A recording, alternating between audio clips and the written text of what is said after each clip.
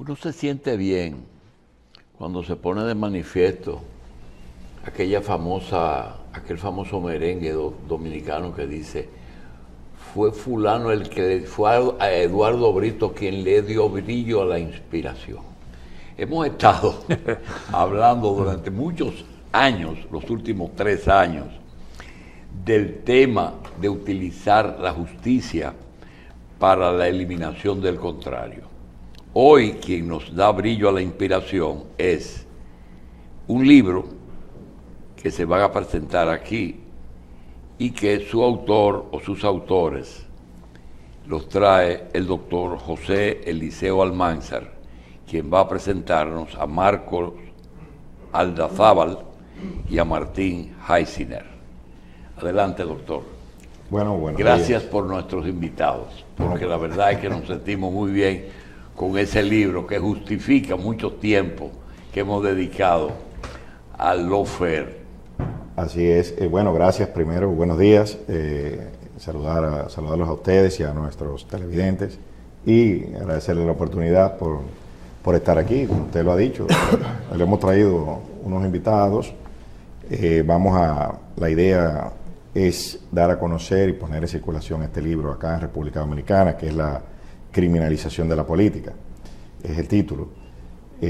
Para eso vamos a tener una actividad este jueves 9 a las 5 de la tarde en el auditorio del Senado de la República Dominicana, que va a consistir en un panel que lleva el título, como título el mismo del libro, ¿no? Criminalización de la política, donde vamos a tocar estos temas, un conversatorio a nivel académico, no es una cuestión para enfocarlo desde el punto de vista partidario, sino que es algo para que lo analicemos de forma transversal y cómo afecta en distintos países. Aquí están el licenciado Marcos Aldazábal, ¿es el autor del libro o son los dos?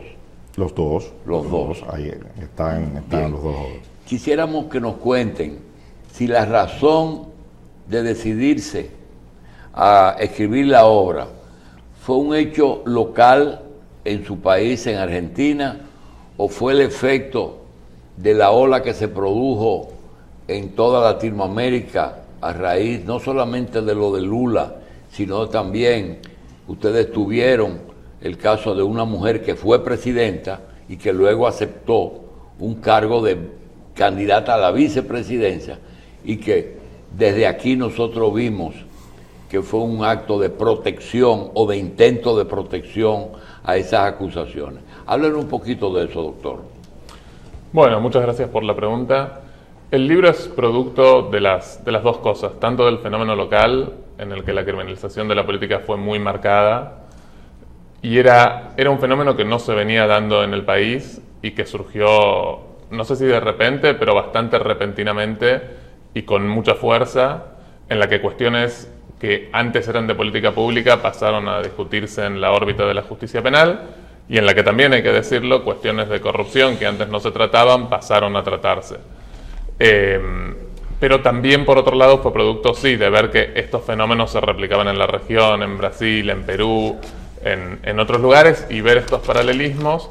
Pero lo que nosotros buscamos hacer es no solo estudiar las causas y cómo se desarrollaban estos procesos, sino también tratar de explorar las consecuencias y por qué, si uno lo que busca es combatir la corrupción, pero lo hace a cualquier precio, y esa búsqueda se convierte después en la eliminación del contrario, no a través de la política, sino a través de la justicia, puede haber muchos efectos colaterales contra el Estado que terminan siendo no deseados o hasta nocivos. Doctor, no hemos visto el contenido del libro y quisiéramos preguntarle si ustedes recogen una teoría simple de que se está usando la corrupción como un instrumento para eliminación del contrario, o va más allá de ahí, y si recoge también cómo el votante recoge esa campaña, es decir, si realmente eso ha tenido éxito en algún sitio, o si el votante es lo suficientemente maduro para decir, no, yo voto por el que me convenga, y no le haga caso a eso, porque el caso de Brasil nos pone a pensar como que en Brasil por lo menos la corrupción no tuvo mucho efecto electoral. Bueno, muchas gracias, Julio. Gracias por la invitación también al programa. El libro tiene tres secciones, y esto también responde a la pregunta anterior, que es qué nos movilizó a escribir un libro así. En mi caso, yo me dedico académicamente al estudio de la legitimidad, es decir, de la credibilidad de la autoridad. Y Marcos se dedica al estudio empírico de fenómenos de criminalización, de modo que el libro tiene estas tres partes que reflejan nuestros intereses. La primera es un estudio histórico. La primera parte del libro es histórica, es una historia en la que tratamos de contar cómo primero los tribunales pasan a judicializar la política. Esto es algo relativamente reciente, hasta hace tiempo era muy raro que un juez pudiera tomar una decisión política, y luego es un paso subsiguiente la criminalización de la política, que no es lo mismo que la criminalización de un político. Un político puede cometer un crimen, considerar que determinadas políticas son criminales, es un estadio anterior en la historia, es un estudio histórico. La segunda parte del libro es una parte que hacemos como abogados, ambos somos abogados penalistas, y lo hacemos desde el análisis procesal. Cuáles son las características que tienen las causas políticas, incluso si quien es acusado es culpable. Notamos que las causas tienen una movilidad política, es decir, se mueven en momentos electorales, se cierran justo antes de que gane una campaña alguien que es acusado. La prisión preventiva se usa de forma desmedida, es decir, buscamos características procesales habituales, eso es el capítulo segundo. Y el tercero es el estudio que ambos hacemos de las consecuencias que tiene esta utilización de la criminalización de la política, que en general tiende a no reducir la corrupción, sino a disminuir la confianza pública y a producir algunas de las cosas que en Argentina hoy se están viendo, de las que si tenemos tiempo podemos hablar, pero de las que creemos que Milei, por ejemplo, es una manifestación. Nosotros, si leen el libro, tuvimos la suerte o la mala suerte de predecir algunas cosas que iban a pasar en algún momento y que jamás creímos que iban a pasar en solamente 2 años. Entonces, si uno se pregunta ¿por qué están ustedes dos sentados aquí? Quizás es porque tuvimos suerte, porque predijimos algo, que tuvimos la suerte de que se produjo tan rápido todo lo que predijimos, que quizás tuvimos la legitimidad de decir, bueno, esto lo habíamos dicho. Si hubiesen pasado 30 años como pensamos, se hubiese olvidado que lo dijimos, pero anticipamos que iban a pasar algunas cosas que veíamos en Brasil, que veíamos en Perú y que rápidamente pasaron en Argentina. Y si puedo decir algo más de cierre, si creo que por algo nos invita José Almanzar, no creo, él podría decirlo, no nos conocíamos prácticamente hasta hoy, creo que él lo hace desde la preocupación democrática de verse en el reflejo posible de la Argentina, es decir, que él nos invitó cuando nos puso en contacto con nosotros por ver que algunas de las cosas que pasaban en Argentina quizás podían pasar en su país, así que creo que la preocupación es de un sentimiento compartido de preocupación democrática.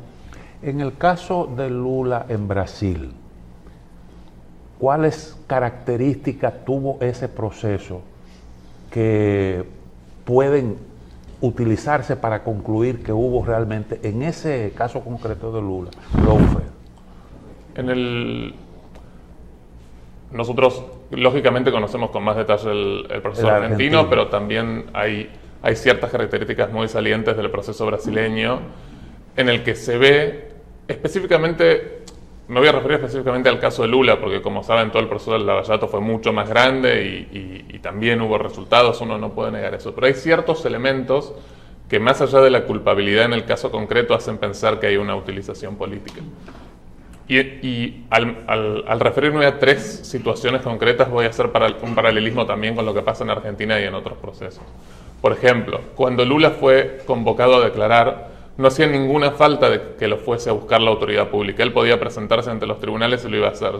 Sin embargo, se monta un dispositivo de medios de comunicación, con cámaras, con un show televisivo, y eso pone a la persona en una situación frente al público en general que no era habilitada por la justicia, porque la orden que libra el juez para buscarlo de esa manera no estaba receptada en los códigos procesales, y eso genera una espectacularización de las detenciones. En Argentina pasó exactamente lo mismo. En ese momento se dijo que contra él habían dictado una orden de conducencia sin haberlo citado previamente. Exactamente. Y en Argentina pasó lo mismo, y te encontrabas con situaciones, por ejemplo, a un ex vicepresidente que lo entran a a detener a la casa cuando no había ninguna necesidad, porque él se podía presentar en una comisaría, y cuando lo entran a detener estaba todo lleno de cámaras de televisión, es decir, que había una comunicación también entre jueces y medios de comunicación.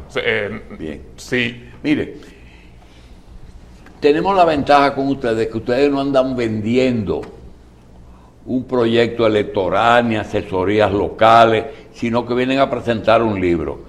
Y queremos una consulta gratis sobre un problema, ¿sí?, que estamos confrontando aquí. Mire, aquí en 2020 tuvimos unas elecciones en las que el panorama era el siguiente: un presidente que la Constitución no le permitía su reelección y estaba haciendo gestiones para modificar Constitución con posibilidades de reformarse. Tenía ya medio negociado con el Congreso, por la vía que fuera, la modificación que lo habilitara. En un momento dado, Estados Unidos directamente interviene y dice en una forma sin precedente, no. Y él tiene que buscar un candidato para que lo sustituya. Ese candidato tiene que ir a unas elecciones frente a una alianza de casi todo el resto de la clase política dominicana. Pero los números al partido del gobierno le daban positivo, le daban que podía inclusive ganar en primera vuelta y heredar el prestigio que tenían el otro. Entonces a ellos le quedaban dos caminos. Uno era propiciar una alianza que ya no tenía suficientes votos, aunque sí tenía mucho prestigio, pero apareció un elemento vital que fue alguien que dividió al partido del gobierno. Entonces ya en esa forma se producía la posibilidad, por lo menos, de una segunda vuelta. Pero aún así había dudas y surgió un elemento que es el elemento de la persecución judicial del gobierno mediante el nombramiento de un ministerio público lo suficientemente prestigioso para llevar a cabo un proceso imparcial de persecución, pero muy específico contra ese gobierno. Esa es la única crítica que se vio, que fue demasiado dirigido solamente al gobierno. Tenía mucho prestigio, tienen mucho prestigio, pero es muy selectiva esa persecución. Entonces, nosotros queremos preguntarles a ustedes, el resultado de eso fue que aún así obtuvieron los perdedores casi un 40% de la votación. En el caso dominicano, el que estamos viviendo ahora mismo, la persecución específica, no digo que son inocentes, como en Brasil tampoco, con motivación. ¿Ustedes creen que hace desaparecer, en caso de condenas, al grupo que perdió, o todavía puede estar vigente ese grupo? No, mire, Julio, lo primero es, como dice usted, no solo no estamos vendiendo nada, sino que creo que estamos comprando. Estamos comprando nosotros. Argentina, cuando sale al mundo hoy, tiene que ir a comprar experiencias exitosas de otros, no vender nada. No estamos en condiciones de vender. Por supuesto, es una muy buena pregunta. No reduce la corrupción ni el caudal electoral del gobierno. La pregunta suya debe responderse mirando en el mediano plazo. Cuando le voy a contar del caso argentino, que es el que Marcos y yo conocemos.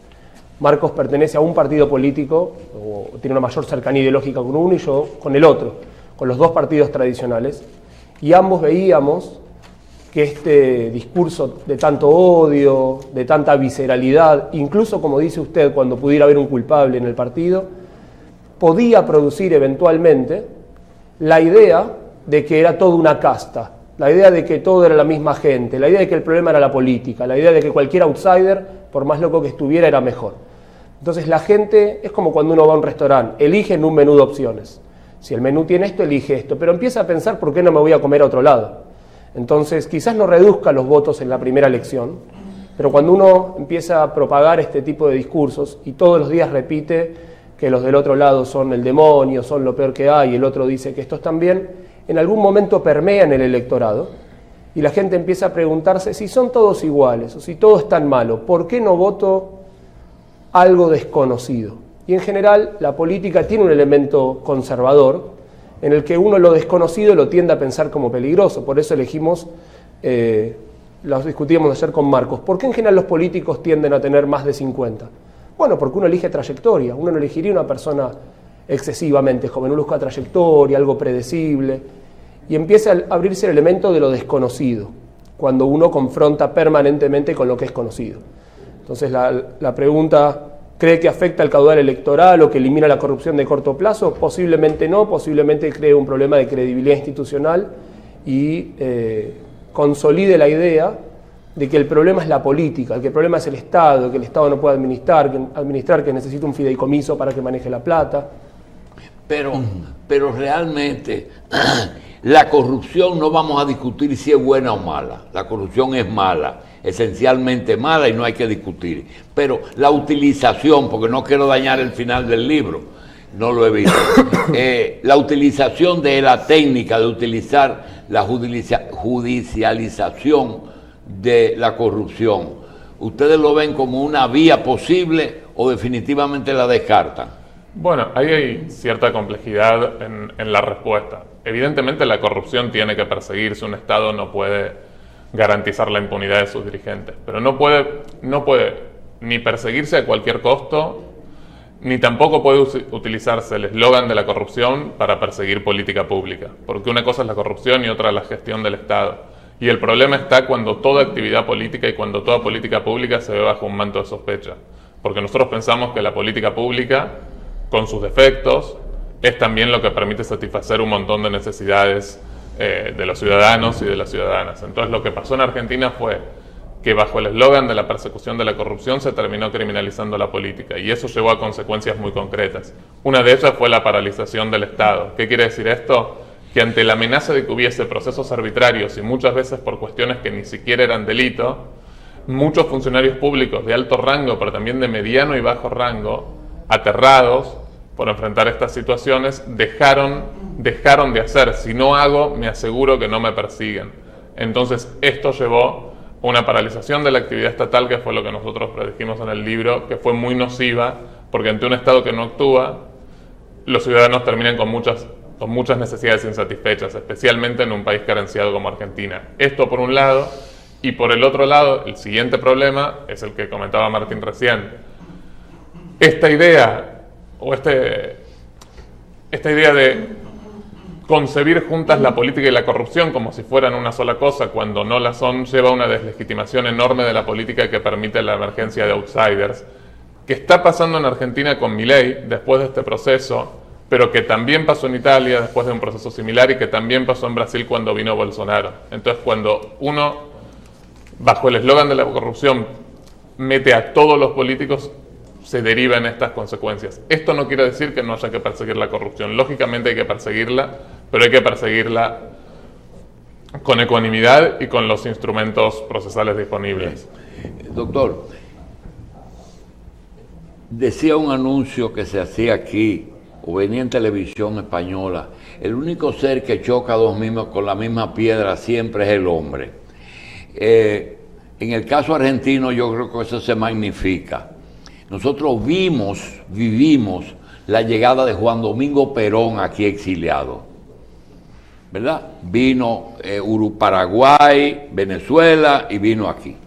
Cuando llegó un nuncio que nombró la iglesia, le dijo a Trujillo, mira, ese fue el que me hizo la vida imposible, yo me voy. Y se fue para España, después de estar varios meses aquí. Compró una motocicleta Vespa, montaba una muchachita detrás y andaba paseando por toda la capital, iba a los boxeos, pero un hombre ya retirado que uno le diera difícil pensar que ese hombre gobernó Argentina tanto tiempo.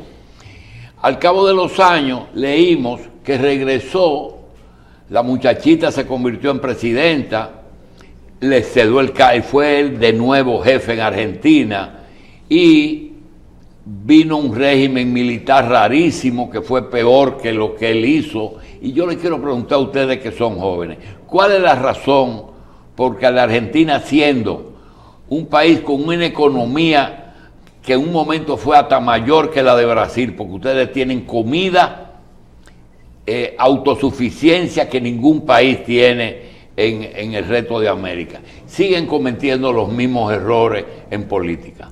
Le voy a contestar de esta manera. La primera es, como abogado, a mí me encanta hablar de cosas que no sé, pero ahora estoy saliendo del terreno conocido. Estábamos hablando de derecho y eso me siento cómodo. Sabe. Claro, y ahora empezamos a hablar de política, que me fascina, pero le aviso al oyente que quizás ya no es mi campo de conocimiento. La respuesta que puedo darle yo es, la primera es, no siempre es la misma piedra, son dos piedras que se parecen, pero la democracia... Pero el mismo hombre. Se parecen argentino. mucho. Yo lo que creo es que la democracia argentina es muy joven. Cuando el juego se interrumpe, en la memoria democrática de mucha gente no vota, y los problemas empiezan a ser parecidos, pero necesitan repetirse para que haya un aprendizaje.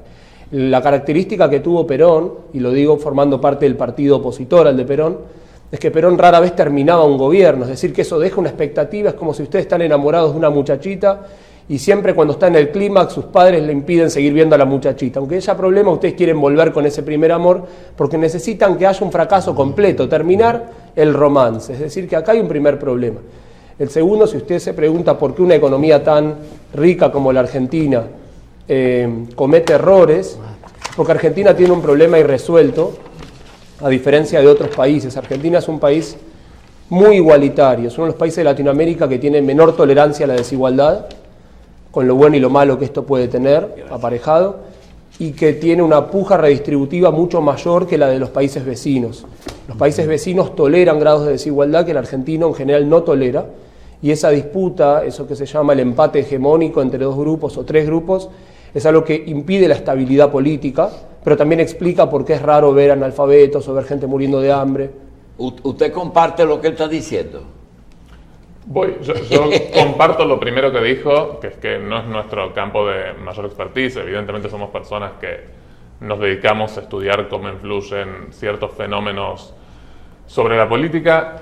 Me parece que hay algo que comparto totalmente, que es que nosotros tuvimos 6 dictaduras militares y eso hace muy difícil la continuidad democrática y que las expresiones de la voluntad popular terminen de consolidarse, que también tenemos una herencia de una grandeza quizás perdida con la que nosotros soñábamos a principios del siglo XX y que después no se manifestó, pero que también tenemos, y en esto hago un pequeño contrapunto con lo que usted decía, algunas percepciones ilusorias respecto de lo que deberíamos ser. Argentina es un país muy grande y con una diversidad muy amplia de recursos naturales, entonces nosotros muchas veces pensábamos ¿por qué no somos Australia con todos estos recursos? Pero estudios más avanzados muestran que, por ejemplo, los recursos per cápita de Argentina son muchísimo menores a los de Australia y a los de otros países. Entonces, si bien tenemos recursos naturales, quizás no tenemos tantos como creíamos. Y entonces no podemos partir de la base de que somos los mejores del mundo en todo. Quizás tenemos que tener una humildad un poquito mayor y empezar a repensar algunos conceptos. En fútbol sí, quiero aclarar que en fútbol somos los mejores. Somos muy buenos. Mira, a mí se me queda algo. Al doctor de Castillo también le queda otra. 2 jóvenes abogados argentinos que nos vienen a presentar un libro. Dice, ¿y ellos qué son? ¿Abogados en ejercicio? ¿Cuál es su especialidad en Argentina? La razón del libro. Defienden a personas que fueron acusadas de corrupción, utilizar la persecución judicial para eliminar política, o sencillamente ustedes son miembros de un observatorio desde su oficina que entendieron que era útil que el mundo conozca. Háblanos de ustedes allá. Somos ambas cosas. En la Argentina la academia no tiene los recursos para autofinanciarse, entonces yo tengo, al igual que Marco se va a presentar, yo soy investigador, soy profesor, doy clases en la Universidad de Buenos Aires y en San Andrés, y actualmente estoy haciendo mi doctorado en la Universidad de Yale. Es decir, tengo una carrera académica y al mismo tiempo también soy abogado defensor. Entonces esto oscurece los planteos. ¿Qué caso importante tiene? No puedo hablar de casos en televisión, pero sí puedo decir algo que a usted le va a dar tranquilidad. ¿Cómo sé que este hombre, puede pensar el oyente, no está traficando su ideología? Nosotros aclaramos siempre que todos los casos en los que estoy, en general estoy acusando a gente que defiende él y las que él acusa son la gente que defiendo yo. De modo que pueden tener la seguridad de que el equilibrio viene dado así. En el caso de la Kirchner, ella es básicamente culpable de lo que se le dice. Hay muchísimas causas, pero seguro que no es ni básicamente nada. Eso sí, nuestro primer trabajo como abogados, y eso lo dirá Marcos también, es en línea con el libro, respetar los procedimientos. Jamás vamos a hablar de un procedimiento en trámite y eso lo tiene que decir un juez. Bajar la espectacularidad de estos procesos. En Estados Unidos, Donald Trump se autodefine como un perseguido político. Y él dice, si me persigue, te persigo. Lo que quiere decir que si él llega a la presidencia de Estados Unidos, a lo mejor él también va a iniciar sus procesos judiciales como una especie de venganza. La pregunta es, ¿cómo se explica el lawfare? Debilidad institucional, vulnerabilidad de los órganos responsables de la persecución penal. ¿Qué es lo que opera ahí que permite que desde el poder se muevan unos hilos y entonces se utilice la persecución como un arma política? Bueno, creo que de vuelta la respuesta es compleja. Evidentemente hay cuestiones de vulnerabilidad institucional que tienen que ver con la falta de independencia de los poderes judiciales y con su maleabilidad política, pero me parece a mí también que hay componentes que no son racionales sino emocionales propios de la naturaleza humana. Por ejemplo, si en una persecución penal, y esto pasó bastante en Argentina, un oponente político empieza a perseguir no solo a su rival, sino a la familia del rival,